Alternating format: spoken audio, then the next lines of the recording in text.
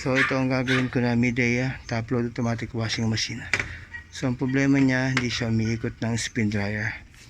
So dito na-absorb ko, hindi pala siya umiikot ng clockwise.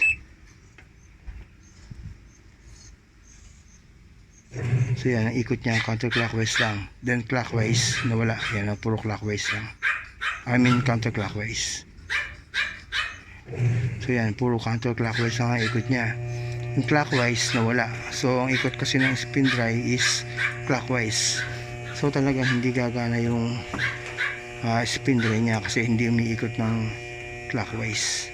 Puro counterclockwise lang ang ikot niya. So yan. Then try ko naman yung spin dry. Spin.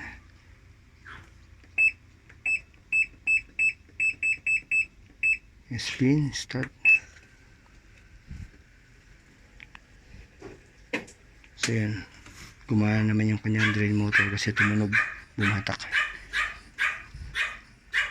Yan, ang problema, hindi iikot ito dahil nawala nga yung ability niya na makaikot ng clockwise. Kasi ikot kasi ng spin dry is papaganyan, clockwise.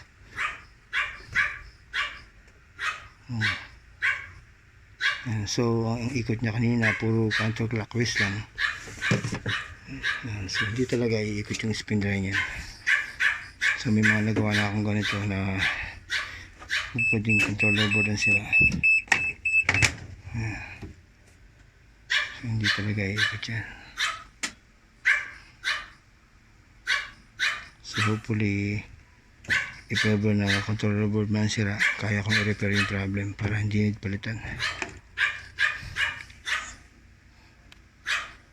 Kapag open na yung triac o yung switch dun sa mismong controller board.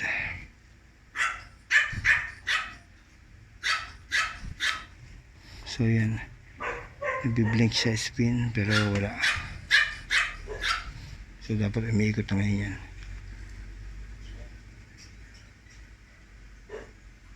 So yan, problem talaga siya. Yan, possible na board din yung problema nito kapag ganyan. Pero kaya namang i-repair. Huwag lang masyadong malala ang problema. Para hindi kailangan palitan yung board. Yan. So dito ito sa Antel subdivision. Antel subdivision. Buksan ko na. Hopefully magawa ko agad. Yan.